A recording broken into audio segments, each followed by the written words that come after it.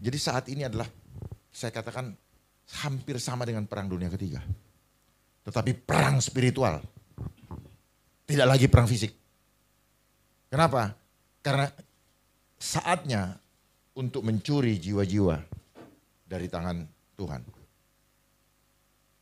Semua orang ketakutan, semua orang mempertahankan nyawanya. Bahkan uang yang dia cari selama ini pun dipakai, kalau perlu diserahkan kembali kepada si iblis untuk menyelamatkan nyawa kita. Kasihan benar kita sebagai Yang berbahagia ialah mereka yang mendengarkan firman Allah dan yang memeliharanya. Ketakutan adalah serangan roh jahat. Sebab Allah memberikan kepada kita bukan roh ketakutan. Artinya dia roh. Melainkan roh yang membangkitkan kekuatan, kasih, dan ketertiban. Ini buktinya bahwa ketakutan itu adalah roh dan bukan dari Tuhan. Karena apa? Karena setiap hal yang tidak membuat kita nyaman itu bukan dari Tuhan. Dan setiap yang membuat kita tidak nyaman pasti dia akan melemahkan jasmani kita. Kenapa saya bilang, kenapa selama ini kita tidak paham bahwa segala sesuatu yang tidak terlihat oleh mata namun bisa kita rasakan itu adalah pekerjaan roh. Tinggal rohnya roh apa? Dan ketakutan itu dari roh jahat. Ya. Kita lanjut 1 Yohanes 4 ayat 18. Di dalam kasih ya, tidak ada ketakutan. Kasih itu siapa? Ya itu Allah sendiri. Begitu kita jauh dari Tuhan, pasti ketakutan. Kasih yang sempurna melenyapkan ketakutan. Kasih yang sempurna yaitu yang agape itu dari Tuhan. Pasti tidak ada ketakutan.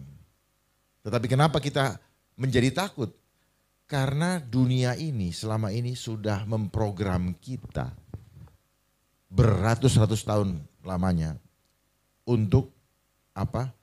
Untuk melemahkan kita ketika kita diserang, kita tidak punya benteng perlawanan. Karena semuanya hanya ada dalam intelektual kita, hanya pengetahuan bahwa Tuhan ada, kita tidak boleh begini, dan sebagainya. Tetapi jiwa dan roh kita tidak sungguh-sungguh menyembah Tuhan. Itulah cara dunia untuk menghancurkan kita, mempersiapkan, kita sudah dipersiapkan untuk dilemahkan. Sebenarnya kita kuat. Gitu. Kita kuat sebenarnya. Cuman kita diproses, diprogram untuk menjadi lemah. Ada sisi nanti yang akan saya buka di mana rahasia. Tolong doakan saya karena bisa saja saya diserang. Karena kuasa gelap, kuasa yang di luar Tuhan selalu bagikan singa yang mengaum-ngaum. Kapan saja, begitu sesuatu yang tidak kita lihat dengan mata jasmani itu adalah roh. Itu roh.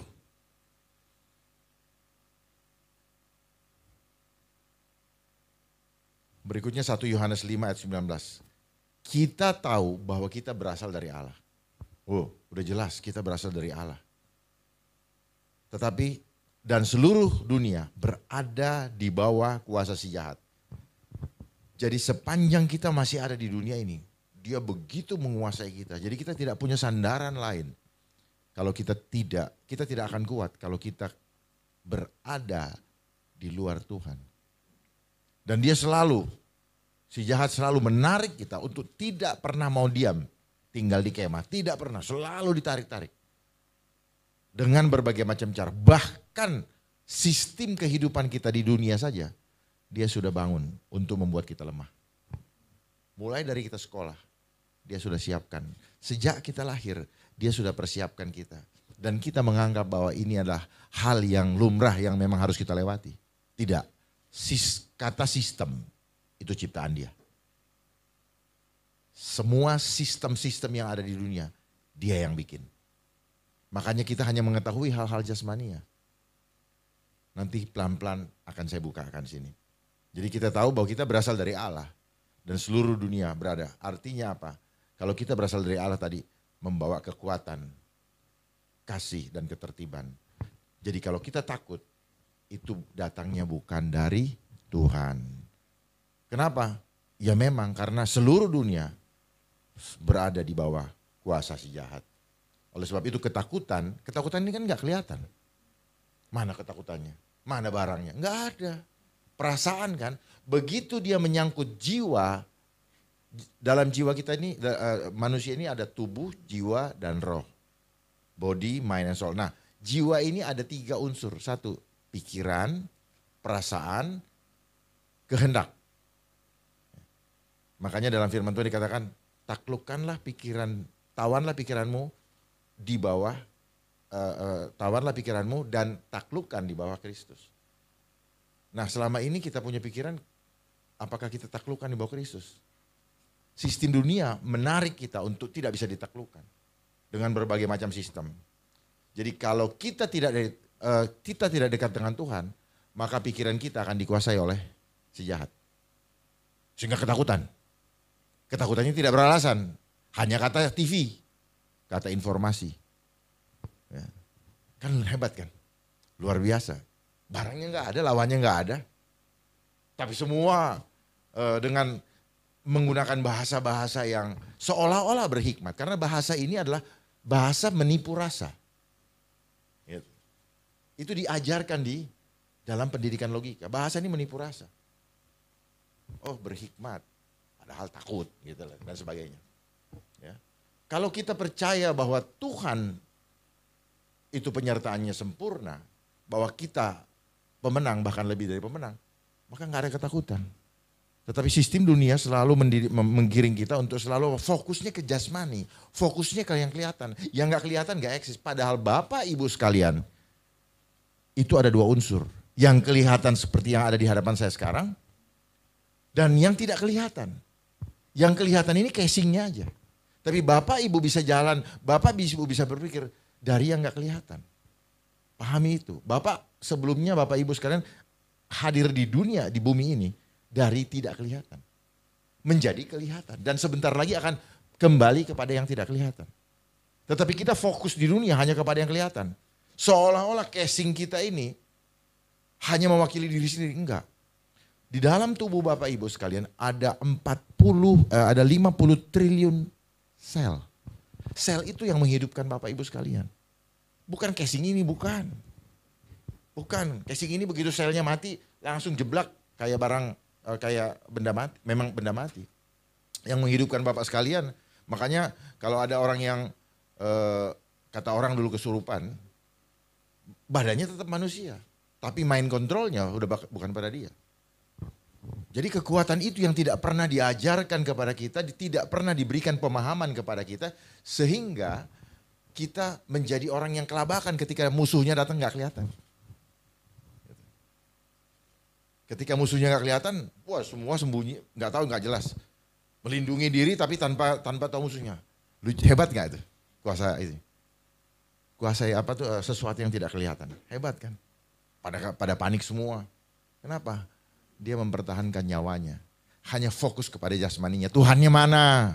Yang menghidupkan kita bukan barang-barang itu semua, tetapi Allah Bapa kita yang menghidupkan kita. Amin. Jangan kita hianati, dengan kita takut kita mengkhianati Tuhan. Saya pastikan itu Tuhan gak suka. Karena Tuhan tidak pernah memberikan roh ketakutan. Itu pasti. Kita ada di sebelah sini.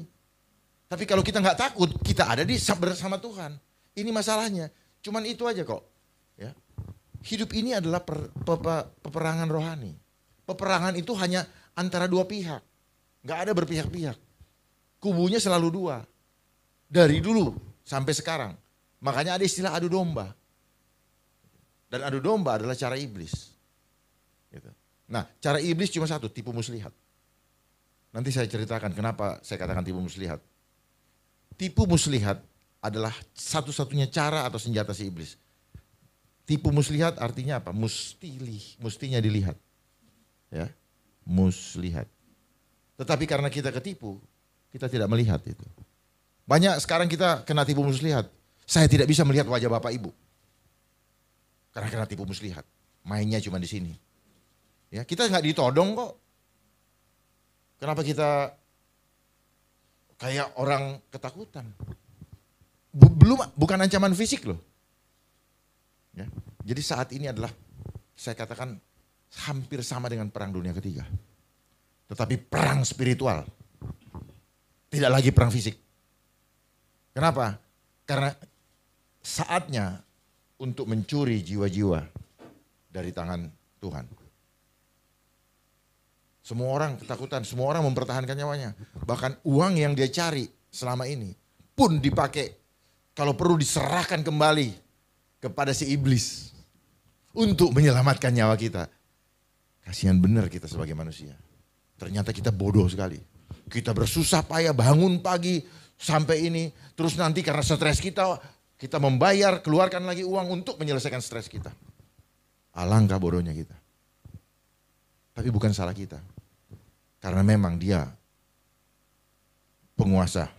Dia menguasai dunia ini. Jadi dia bikin sistem supaya kita masuk dalam jebakan. Dan kita berpikir bahwa inilah yang benar. Karena kebohongan yang diulang berkali-kali menjadi kebenaran.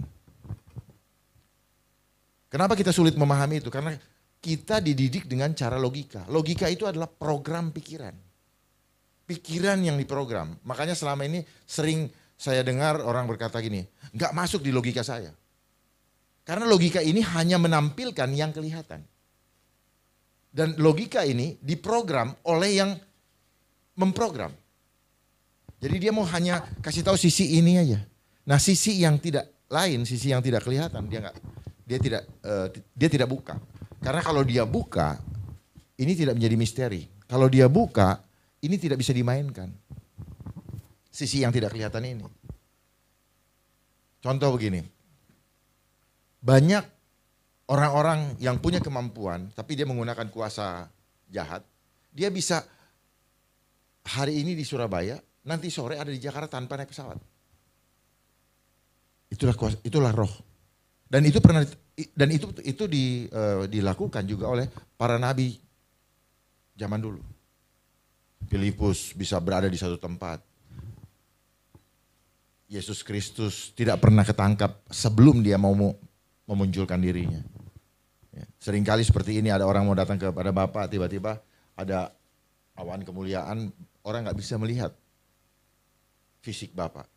Seperti itulah roh bekerja. Jadi ketakutan ini adalah roh. Kasih juga roh. Karena apa? Kasihnya mana? Nggak kelihatan kan? Ya, tapi akan termanifestasi di dalam jasmani. Begitu ketakutan, ya kenapa saya bilang ketakutan adalah serangan roh? Karena begitu ketakutan, jasmaninya akan lemah. Sama seperti dukun-dukun lah, mau ngerjain orang. Apa yang dikirim? Itu roh. Roh apa? Roh yang jahat, tetapi rohnya seperti apa? Gelombang yang dikirim. Gelombang dikirim, lalu tubuh kita akan merasa tidak nyaman. Betul? Ya, saya bisa bercerita ini karena saya sering mengalami hal-hal seperti itu. Jadi misalnya begini, kita memaki seseorang, itu roh. Kamu nakal. Nakalnya kok bisa membuat sakit hati, itulah roh. Kamu nakal, dia sakit hati. Padahal enggak saya lempar batu, tapi sakit. Sakitnya lebih parah daripada saya lempar batu selesai. Itulah pekerjaan roh. Ya. Jadi roh itu bicara jiwa dan roh. Roh sendiri, roh yang ada pada kita. Jadi seperti itulah roh bekerja. Nah, selama ini kita diajar di dunia, di program, mulai dari SD. Sistem pendidikan yang ada di dunia ini, itulah punya mereka. Kita masuk SD, disuruh diseragamkan, ya. Di sekolah kita diajar tentang angka-angka, nilai-nilai. Kalau ibu 10, saya 6, ibu sombong, saya harus rendah diri. Dan itu dilakukan berulang-ulang. Seolah-olah ini menjadi sesuatu yang harus kita kejar. Dipacu kita untuk selalu mengikuti teori segitiga piramida, bahwa hidup itu harus bersaing. Bersaing sehat, nggak ada. Namanya bersaing tidak pernah ada yang sehat. Karena akan muncul hawa nafsu kita. Dan orang yang ingin mencapai apa yang dia inginkan, dia selalu menghalalkan segala cara. Karena kalau sudah hawa nafsu, segala macam cara dilakukan. Bunuh orang, kalau perlu bayar dan sebagainya. Dan kemudian kalau dia tidak berhasil, dia akan mengatakan, dia akan kecewa. Dan seringkali saya dengar kata-kata, Tuhan belum menghendaki. Padahal bukan Tuhan belum menghendaki, kita yang berjalan bukan di dalam rencananya Tuhan. Kalau kita berjalan di dalam rencana Tuhan, gak ada kata-kata kita keluar. Kita tuh suka menipu rasa. Ya, kata-kata yang keluar dari mulut kita suka menipu apa yang dalam hati kita. Untuk satu, supaya gak malu. Kedua, padahal kita di sininya Tuhan tahu hati kita. Kalau kita tidak bersandar kepada Tuhan dan berjalan menurut rencana kita, yang ada kita kecewa. Makanya dibilang ini, terjadilah sesuai dengan imanmu. Imanmu itu berdasarkan apa yang Tuhan mau. Ya. Makanya kalau kita menginginkan sesuatu, Tuhan kehendak-Mu lah yang terjadi, bukan kehendakku. Tetapi kita memaksakan diri. Jadi disinilah terjadi manipulasi-manipulasi bahasa yang sebenarnya menipu rasa kita. Efesus 6 ayat 12. Ya. Kenapa tadi saya bilang ada roh jahat? Karena perjuangan kita bukanlah melawan darah dan daging. Ya, bukan melawan yang kelihatan. Melawan justru yang tidak kelihatan. Makanya saya bilang ketakutan adalah serangan roh. Ini lawan kita. Saat ini yang sekarang lagi rame-rame sekarang ini, yang segala macam dipromosikan itu, ini adalah serangan roh. Gitu. Serangan roh. Kalau kita tanya mana barangnya, mereka nggak bisa nunjukin kok. Ya. Mereka gambar dengan visualisasi. Tetapi melawan pemerintah-pemerintah, melawan penguasa-penguasa, melawan penghulu-penghulu dunia yang gelap ini, melawan roh-roh jahat di udara. Jadi yang kita lawan itu roh yang ada di sekeliling kita dan menguasai seantero dunia ini. Sekarang kita berada di ruangan ini, kita terlindung dari serangan fisik. Tetapi kalau roh, dia bisa menembus ruang ini. Jadi selama ini kita nyaman di ruangan ini. Makanya kadang-kadang ada ruangan yang bilang, angker dan sebagainya. Itu ada rohnya, di mana-mana ada roh. Dan ketika itu sebenarnya tubuh kita selama ini harusnya tahu kalau ada sesuatu yang tidak nyaman. Karena tubuh kita yang saya maksud dengan sel tadi, itu terhubung dengan surga. Jadi kalau bapak ibu masuk ke dalam suatu tempat yang gak nyaman, itu akan terasa kayak merinding. Sebenarnya merinding ini adalah sinyal bahwa ada sesuatu yang tidak bagus di situ. Cuman kita nggak pernah latih untuk peka. Karena apa? Sel-sel tubuh kita ini terhubung dengan surga. Makanya tubuh kita dibilang tubuhmu adalah bait Allah, bait Kristus. Itu bukan sekedar kata-kata bait Kristus. Kita kan selama ini bait Kristus. Gimana ya bait Kristus? Cuman nggak nyambung. Ternyata bait Kristus apa? Sel tubuh kita. Oke, saya ulangi lagi. Di dalam tubuh manusia ada dua unsur yang mengendalikan. Pertama, otak. Itu yang kita asah selama ini. Makanya kita cuma cerdas intelektual. Ya kan? Kedua sel. Nah otak ini, kedua sel. Nah otak hanya punya kemampuan 5%. Makanya kita nggak pernah, kita akan sangat sulit untuk mengendalikan tubuh kita. 5% kekuatan otak untuk mengendalikan tubuh kita nggak sanggup. Yang 95% adalah sel. Dan ini tidak pernah diajarkan. Ya, termasuk di yang dipahami oleh medical kedokteran. Tidak sungguh-sungguh dipahami bahwa sel tubuh kita bisa menyembuhkan diri sendiri. Selama ini kita tidak pernah diajar. Ayo kita lihat nabi-nabi dulu. Pernah nggak mereka pergi berobat ke dokter? Nggak pernah. Dia langsung. Yang kita kenal dengan self healing. Jadi tubuh kita bisa menyembuhkan diri sendiri. Cuman pada zaman 19 sekian sudah mulai dijadikan industri. Industri kesehatan. Ujung-ujungnya kalau sudah bicara industri apa? Larinya kemana? Bisnis. Kalau bisnis menghasilkan apa? Apa? Uang. Nah, uang dijadikan sentral kehidupan manusia. Makanya yang dalam firman, kita tidak bisa mengabdi kepada dua tuan. satu Tuhan, satu mamon. Dan representatif mamon itu adanya di uang. Makanya semua sekarang menjadi semakin sulit mendapatkan pekerjaan. Semakin sulit, segalanya dibikin sulit. Yang bikin sulit Tuhan. Bukan. Tuhan tidak pernah membuat kita sulit. Tuhan suruh kuasai semuanya ini. Kelola. Tapi dengan hati yang tulus. Bukan nanti saya dapat berapa ya. Sekian banyak saya giniin dapat uangnya. Itu yang membuat kita tidak tulus. Di situ kuncinya. Karena kita selama ini sentral kita kepada uang, begitu dikasih ketakutan ini uang kita keluarkan lagi untuk menyelamatkan jasmani kita. Itu yang terjadi di dalam kehidupan kita selama ini. Saya pun baru ngerti. Saya bukan pendeta, maaf, saya bukan pendeta. Saya tidak mempelajari ini. Cuman saya dibukakan, oh begini toh. Jadi walaupun Bapak Ibu mau sembunyi di lemari besi, menggunakan segala macam alat untuk melindungi pikiran kita yang ketakutan, gak akan selamat. Taruhan sama saya. Gak akan selamat. Kenapa? Karena ketakutan kita menyertai kemanapun kita pergi. Berarti tidak ada damai sejahtera dalam hidup kita. Ketika kita jauh dari Tuhan, maka damai sejahtera yang gak ada pada kita, maka ketakutan, ini cuma balik aja, begitu tidak damai sejahtera ketakutan. Selalu, begitu tidak damai sejahtera pasti ketakutan.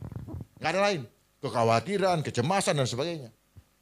Jangan dipikir orang yang takut melindungi dirinya itu akan lebih sehat dari kita. Enggak. Saya boleh taruhan. Dia lebih sakit, kenapa? Psikisnya sakit. Kita ini sakit psikis, psikosomatis. Psikis kita lemah, psikis kita sakit, tubuh kita bakal lemah. Paling gampang buktinya. Kalau orang stres badannya pasti melemah. Orang stres akan muncul hormon di dalam tubuh yang beracun yang disebut dengan hormon kortisol dan membuat gelisah dan akhirnya asam lambung naik dan akhirnya menyerang ke jantung dan akhirnya is dead. Cuma satu kuncinya, seperti Tuhan Yesus ketika meredahkan angin. Diam, tenanglah. Nggak ada jalan lain. Makanya kalau Bapak Ibu sekalian kalau ada apa-apa pas ke dokter, ke rumah sakit, apa yang diberikan? Apa? Apa? Obat apa? Apa? Apa tadi Pak? Itu saja, cuman itu aja kok. Tetapi besok pagi begitu dia bangun, kalau dia nggak bisa mengendalikan mindsetnya, bergejolak lagi. Jadi kuncinya tenang. Diam, tenang. Aku perintahkan. Itu. Jadi kata-kata kita sangat penting dan berkuasa. Ya. Aku kuat, Tuhanku dahsyat. Ya harus termanifestasi dalam sikap hidup kita. Kuat, Allahku dahsyat. Tetapi ketakutan, itu bukan termanifestasi. Ngomong tok bahasa sekarang. Karena pujilah Tuhan dengan seluruh akal budimu dan seluruh jiwa ragamu. Gak setengah-setengah. Jiwa raga itu apa? Sel kita. Karena makanya gini, tubuh kita, saya kasih tahu rahasianya, tidak senang dengan hal yang tidak kudus. Makanya dibilang tubuhku adalah bait Allah. Nanti akan saya praktekkan di sini. Bagaimana tubuh kita tidak senang dengan hal yang tidak kudus. Bapak ngebohong, badannya pasti rusak. Saat itu enggak. Pelan-pelan dia berproses. Kita memaki orang. Saat itu enggak kelihatan. Tetapi tubuhnya mulai kayak retak sel-selnya. Jadi kalau orang ketakutan itu imun pertahanan selnya, sel ini harus dipelihara agar dia tetap holy, agar dia tetap ada dalam keadaan nyaman. Kalau enggak kacau. Makanya rumusnya si iblis cuma satu, bikin takut. Bikin takut. Hanya satu, bikin takut. Gitu loh. Kayak gitu kan. Kalau kitanya takut, kita lari, oh dia yang datang. Tapi kalau kita datang begini, Tuhan jaga karena ada senjata Allah. Jangan kita mundur. Kalau kita mundur, tidak ada pertahanan di sini. Yang ada di sini. Ada itu dulu. Ini dadaku, mana dadamu? Gitu. Jadi harus seperti itu. Anak-anak Tuhan harus termanifestasi dalam sikap hidupnya sehari-hari. Memberi semangat, bukan membuat orang keok. Bukan membuat orang takut. Itu anak-anak Tuhan. Jadi jangan pernah kita mengaku kita anak-anak Kristus kalau kita tidak termanifestasi dalam kehidupan kita. Semangat aja nggak punya gimana? Ya, ini saya sampaikan seperti itu untuk supaya kita pahami betul bahwa dunia roh itu seperti itu. Dan di sekitar kita ini banyak nih, ada Nyi Roro Kidul, Nyi Blorong, terus ada alien, ada dark force dan sebagainya, ada kekuatan kosmik dan sebagainya. Kita nggak tahu, nggak memahami itu. Dia ada berkeliling nih, makanya dibilang si iblis bagaikan singa yang mengaum-ngaum, berjalan berkeliling. Begitu misalnya kita ini kan nggak sadar, kadang-kadang kita dipancing marah. Dia masuk. Begitu kita berpikir tidak kudus, dia masuk. Dan dia mulai menguasai kita. Ini memang nggak pernah diajarkan, saya juga nggak pernah diajar. Tuhan bukakan begitu, jadi saya harus sampaikan. Dan akhirnya makin lama kita makin mengerti. Kenapa? Nanti saya kasih ayatnya di sini. Bahwa kita hanya fokus kepada yang kelihatan. Selama ini kita hanya fokus kepada yang kelihatan. Yakobus 4 ayat 7, bagaimana caranya untuk menghadapi itu? Gak ada lain. Tunduk kepada Allah. Tunduk kepada Allah dan lawanlah iblis. Kalau kita gak tunduk kepada Allah, gak bisa kita ngelawan iblis. Gak mungkin kita hidup mau senang-senang terus mau menang dari iblis, gak mungkin. Pasti kita malah keseret, malah kadang-kadang kita menikmati atau hidup dalam dosa. Berarti menikmati, bukan jatuh dalam dosa. Kalau jatuh dalam dosa, kita tetap berjuang, kita tidak mau ikut dia, tetapi terplecok dan akan bangkit lagi. Tapi kalau hidup dalam dosa, mungkin kita sudah nggak ngerasa bahwa ini dosa, kita sudah menikmati, itu hidup dalam dosa. Dan lawanlah iblis maka ia akan lari daripadamu. Salah satunya apa? Ketakutan. Ketakutan ini cara iblis untuk membuat kita ikut. Karena kalau orang sudah takut, lihat deh, perhatikan nih fenomena sekarang. Kalau orang sudah takut, semua nurut, siap-siap jadi budak. Dan saya lihat sekarang tanda-tanda yang mau jadi budak sudah banyak. Budak dunia. Takut dengan tidak makan, takut dengan segala macam, takut nyawanya, takut apa-apa. Karena kita sudah mulai masuk dalam trap jebakan menjadi budak dunia. Terlihat kok. Ketika masa masih aman, semua haleluya, shalom. Begitu ada kayak begitu, lari masing-masing tunggang langgang. Sekarang kita kehilangan saudara-saudara seiman. Kita punya saudara biologis, yes. Bahkan saudara biologis sudah bukan lagi saudara seiman. Maaf saya harus sampaikan ini. Karena saya melihat itu semua. Di banyak kehidupan, di banyak teman-teman saya. Mereka mengeluh, sulit mau ketemu keluarganya. Kenapa? Karena dengan segala macam alasan yang sedang didengungkan sebagai propagandanya iblis. Saya harus sampaikan ini apa adanya. Saya harus sampaikan ini apa adanya.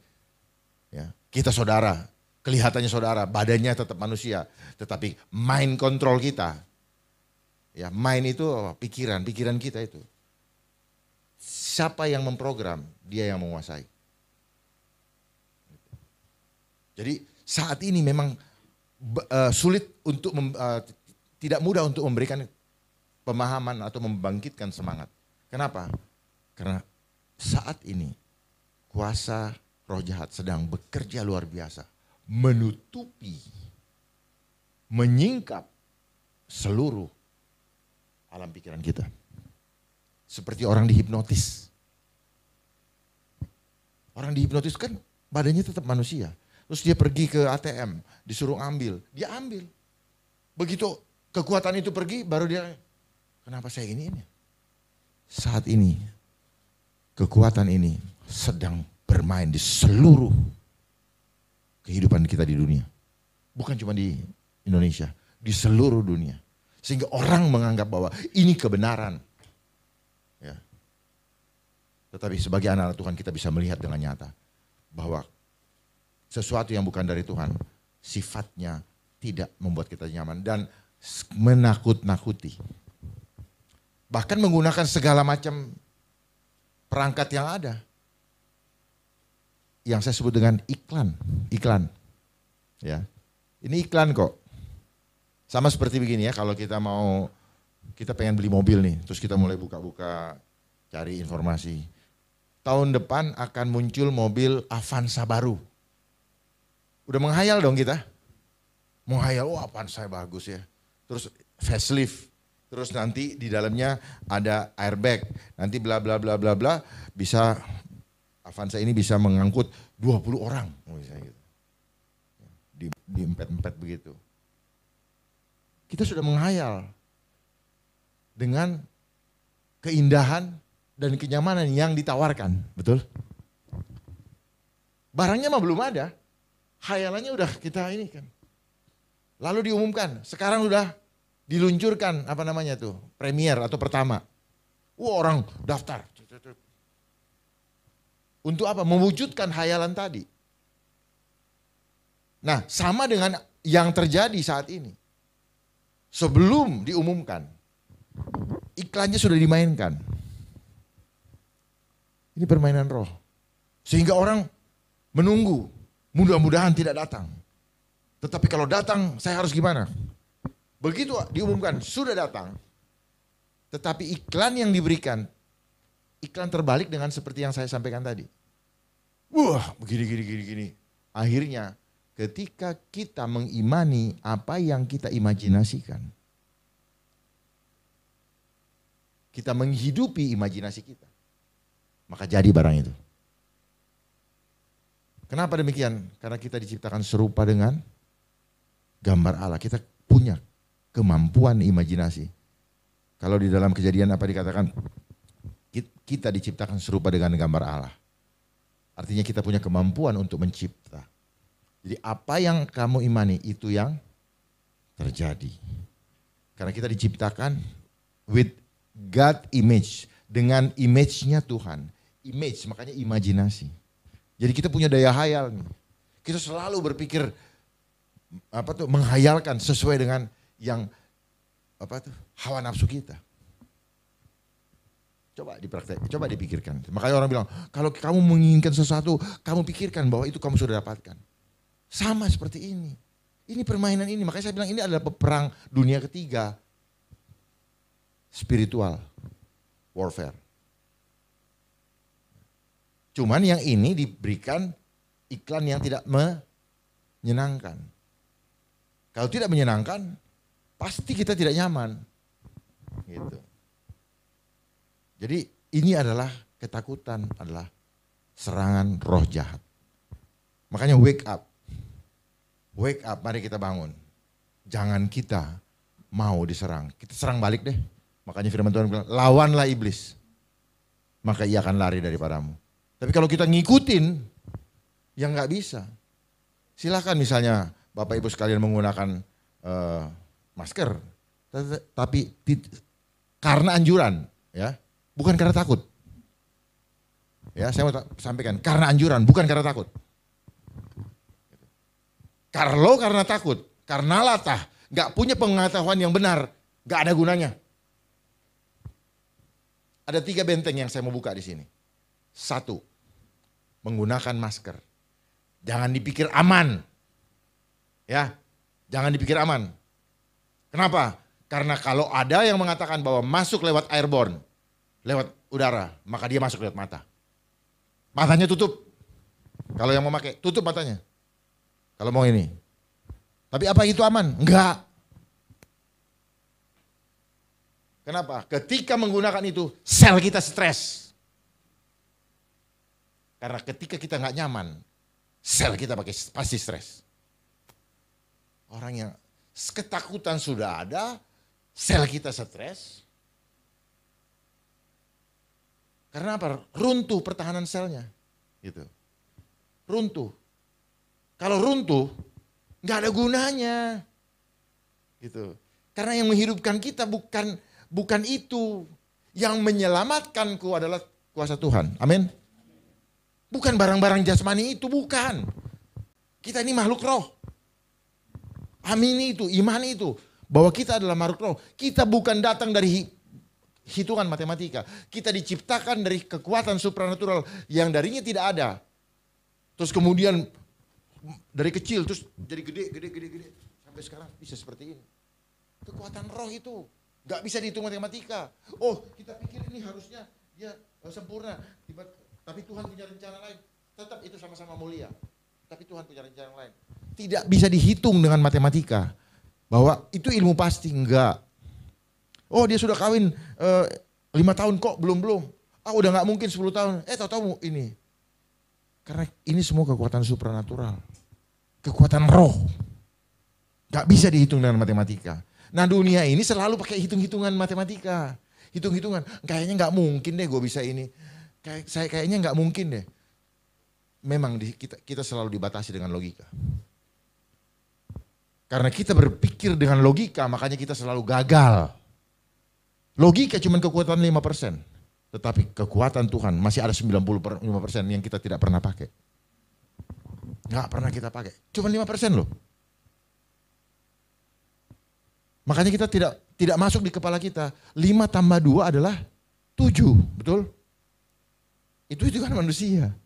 Tetapi kalau kita percaya dengan apa yang sudah pernah dilakukan oleh Tuhan Yesus. Bisa memberi makan 5.000 orang. Bahkan 15.000 karena ada istrinya, ada anaknya. Masih lebih lagi 12 bakul. Maka gak masuk kalau kita pakai cara berpikir itu. Harus dilatih. Makanya dalam Korintus bilang latihlah tubuhmu. Latih tubuh itu latihlah sel kita. Latihlah kedagingan kita supaya memahami, meminta. Jadi kalau kita sudah memahami itu, ketakutan akan hilang. Karena segala sesuatu Tuhan yang tentukan. Contoh gini ya, kita diajar makan 3 kali sehari.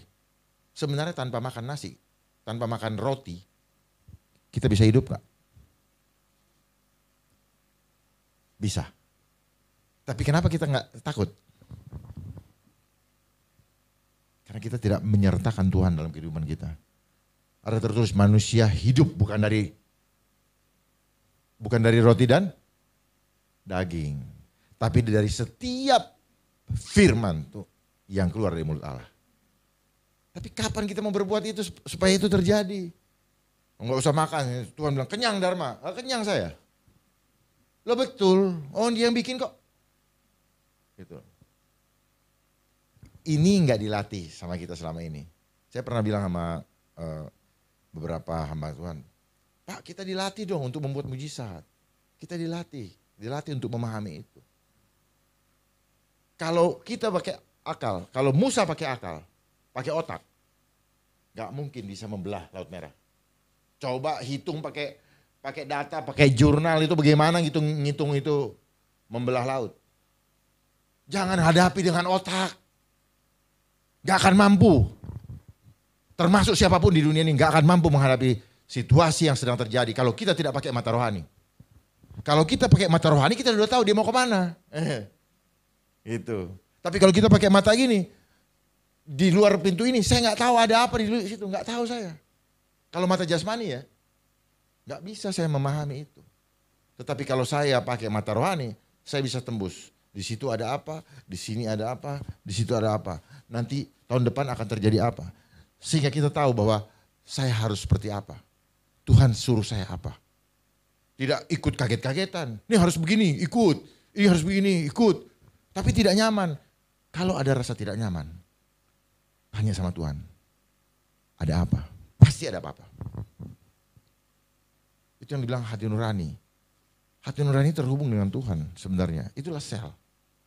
Makanya nanti saya ungkapkan bahwa betapa alat-alat yang ada di tangan Bapak Ibu sekalian yang selalu dipegang, ya, yang kita tidak mau melepaskan segala macam itu sebenarnya jebakan. Itulah yang melemahkan pemahaman kita selama ini. Yang disebut dengan smartphone. Yang smart kita atau mereka? Yang smart kita atau mereka? Mereka. Terus kenapa kita mau pegang? Itu adalah racun yang kita senangi. Sudah dibilang racun tapi gak mau dilepasin. Nanti boleh tanya, kenapa dibilang racun? Itu menghancurkan sel-sel tubuh kita. Menghancurkan generasi-generasi penerus bangsa. Banyak yang sudah hancur. Kenapa kita tidak ini? Karena kita tidak bisa melihat sisi yang tidak kelihatan. Apa sisi yang kelihatan? Gelombang yang dipancarkan dari situ. Mata kita nggak lihat. Inilah dunia roh. Dunia roh itu bekerja seperti itu. Yang tidak kelihatan itu dia ya, yang akan menguasai dunia ini. Dia bermain di sisi yang tidak kelihatan. Karena kalau dia buka semua itu, nggak bisa jadi duit buat dia. Karena sentral dia duit. Makanya di dalam pengobatan yang kita pahami selama ini, kita selalu berpikir bahwa ketika sakit harus dikasih obat. Sementara firman Tuhan katakan di dalam Amsal, hati yang gembira adalah obat yang manjur. Tahu nggak kenapa hati yang gembira bisa jadi obat yang manjur? Apa cuman cerita aja itu? Tidak, memang betul hati yang gembira adalah obat yang manjur. Ketika hati gembira, selnya itu langsung berubah. Ketika kita stres, selnya juga menguncup, siap-siap mati. Jadi kematian yang kita lihat sekarang ini bukan karena penyakit. Karena stres, karena ketakutan yang berlebihan sehingga terjadilah senyawa kimia di dalam tubuh kita yang beracun sehingga mendorong semua sel-sel kita untuk menjadi mati. Apapun bentuknya. Wah terasa di sini apa lengket apa segala macam. Enggak apa-apa itu karena selnya nutup kok. Tapi kalau sel ini hidup enggak masalah. Enggak usah pakai baju, enggak usah pakai gimana-gimana, gak usah pakai jaket kalau selnya ini tetap hidup. Gitu. Buktinya anak-anak jalanan hidup kok, karena dia gak banyak mikir. Hidup gua aja udah susah mikirin kayak gituan. Itu loh. Makanya yang banyak meninggal adalah orang-orang yang menengah ke atas. Ya, karena melindungi hasil jarahannya selama ini. Karena takut kalau dipanggil Tuhan gak sempat dinikmatin. Ayo. Kalau nggak punya nggak takut. Karena kita punya pemahaman. Hidup kita harus jadi berkat. Bukan berkat itu yang kita jaga-jagain. Yang kita anggap berkat itu bukan berkat sebenarnya. Itu alat. Ada orang korupsi. Udah itu undang saudaranya. Ini naik ke rumah baru. Diiniin padahal hasilnya korupsi. Ya. Tetapi nggak apa-apa. Karena apa dianggap bahwa kan yang hadir nggak melihat dari mana saya dapat itu. Padahal Tuhan tahu. Dan sebenarnya sel bapak itu, sel orang itu rusak. Karena dia menyimpan kebohongan. Buktinya apa? Kalau bapak bohong, ibu bohong, badan ibu gemetar. Betul?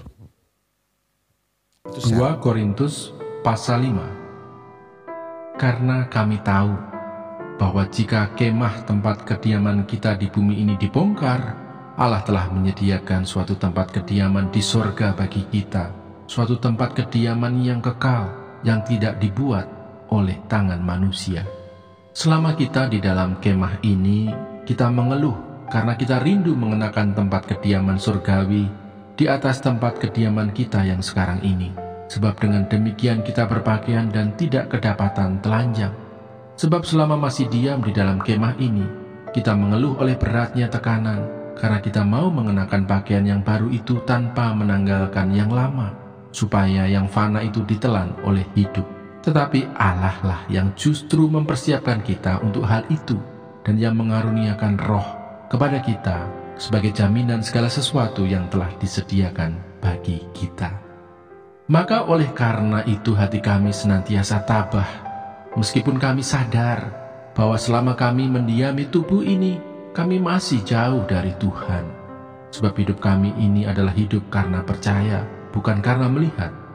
Tetapi hati kami tabah, dan terlebih suka kami beralih dari tubuh ini untuk menetap pada Tuhan.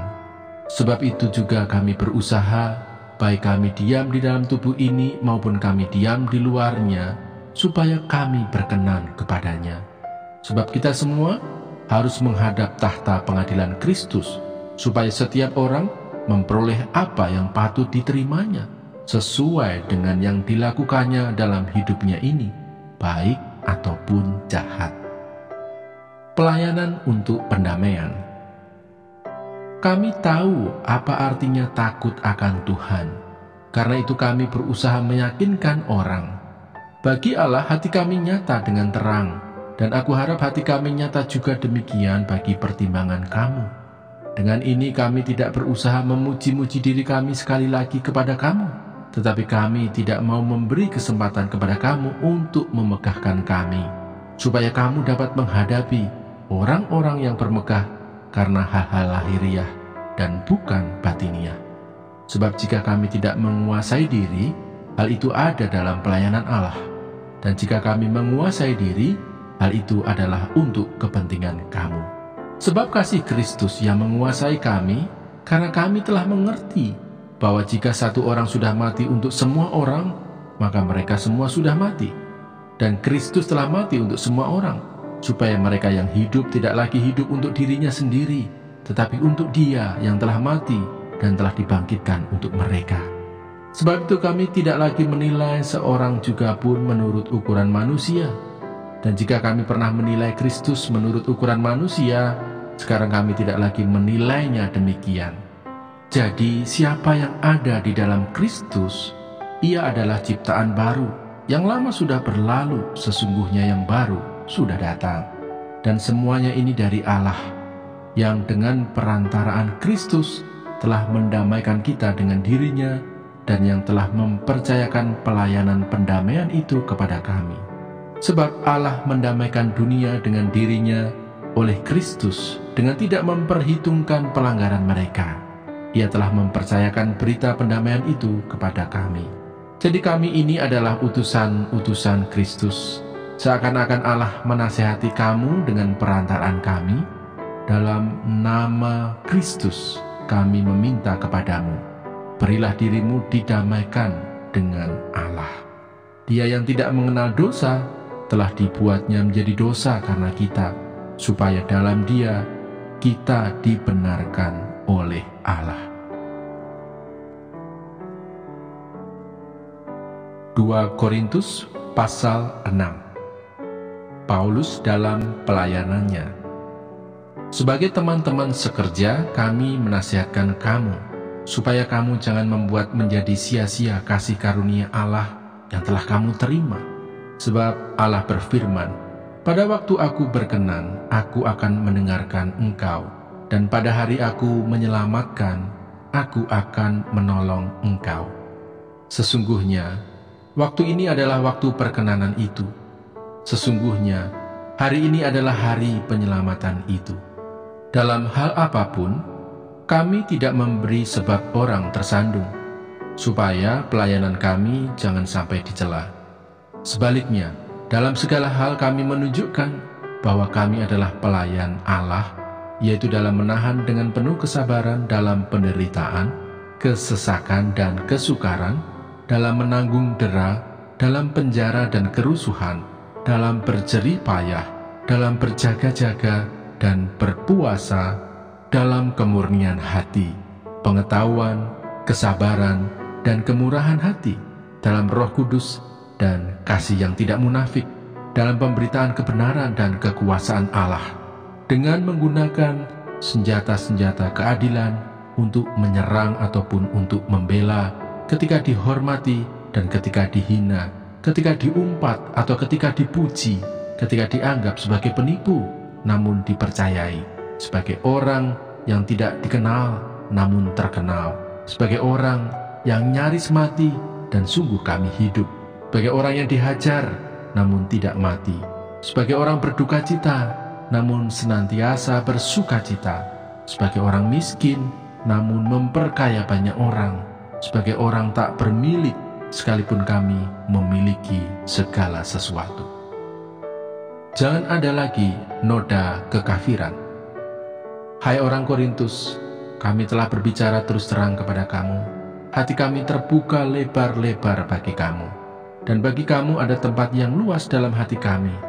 Tetapi bagi kami hanya tersedia tempat yang sempit di dalam hati kamu. Maka sekarang, supaya timbal balik, aku berkata seperti kepada anak-anakku, bukalah hati kamu selebar-lebarnya. Janganlah kamu merupakan pasangan yang tidak seimbang dengan orang-orang yang tak percaya. Sebab persamaan apakah terdapat antara kebenaran dan kedurhakaan? Atau bagaimanakah terang dapat bersatu dengan gelap? Persamaan apakah yang terdapat antara Kristus dan Belial? Apakah bagian bersama orang-orang percaya dengan orang-orang tak percaya? Apakah hubungan bait Allah dengan berhala? Karena kita adalah bait dari Allah yang hidup menurut firman Allah ini. Aku akan diam bersama-sama dengan mereka dan hidup di tengah-tengah mereka. Dan aku akan menjadi Allah mereka dan mereka akan menjadi umatku. Sebab itu, keluarlah kamu dari antara mereka dan pisahkanlah dirimu dari mereka, firman Tuhan, dan janganlah menjamah apa yang najis, maka aku akan menerima kamu. Dan aku akan menjadi bapamu, dan kamu akan menjadi anak-anakku laki-laki dan anak-anakku perempuan. Demikianlah firman Tuhan yang Maha Kuasa.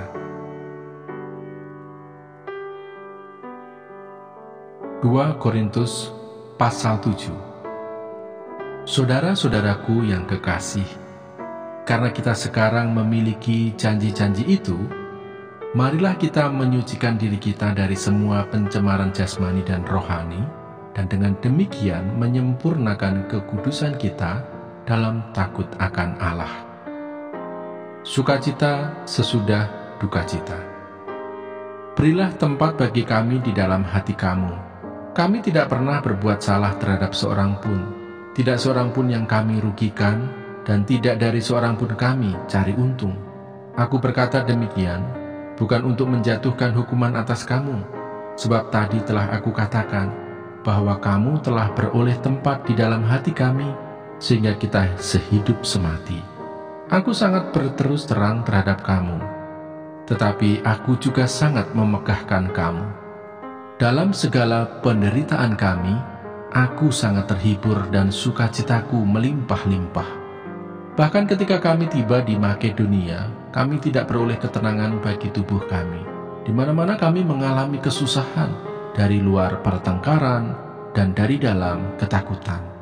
Tetapi Allah yang menghiburkan orang yang rendah hati, telah menghiburkan kami dengan kedatangan Titus. Bukan hanya oleh kedatangannya saja, tetapi juga oleh penghiburan yang dinikmatinya di tengah-tengah kamu. Karena ia telah memberitahukan kepada kami tentang kerinduanmu, keluhanmu, kesungguhanmu untuk membela aku, sehingga makin bertambahlah sukacitaku. Jadi meskipun aku telah menyedihkan hatimu dengan suratku itu, namun aku tidak menyesalkannya. Memang pernah aku menyesalkannya karena aku lihat bahwa surat itu menyedihkan hatimu, kendati pun untuk seketika saja lamanya.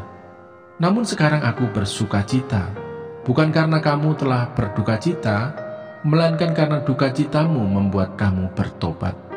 Sebab dukacitamu itu adalah menurut kehendak Allah, sehingga kamu sedikit pun tidak dirugikan oleh karena kami.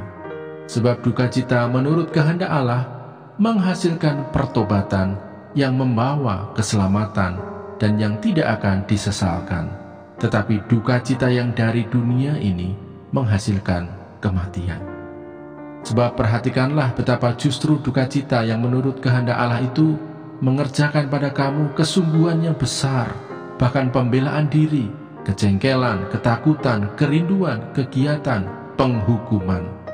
Di dalam semuanya itu kamu telah membuktikan bahwa kamu tidak bersalah di dalam perkara itu. Sebab itu, jika aku telah menulis surat kepada kamu, maka bukanlah oleh karena orang yang berbuat salah atau oleh karena orang yang menderita perbuatan salah, melainkan supaya kerelaanmu terhadap kami menjadi nyata bagi kamu di hadapan Allah. Yang berbahagia ialah mereka yang mendengarkan firman Allah dan yang memeliharanya.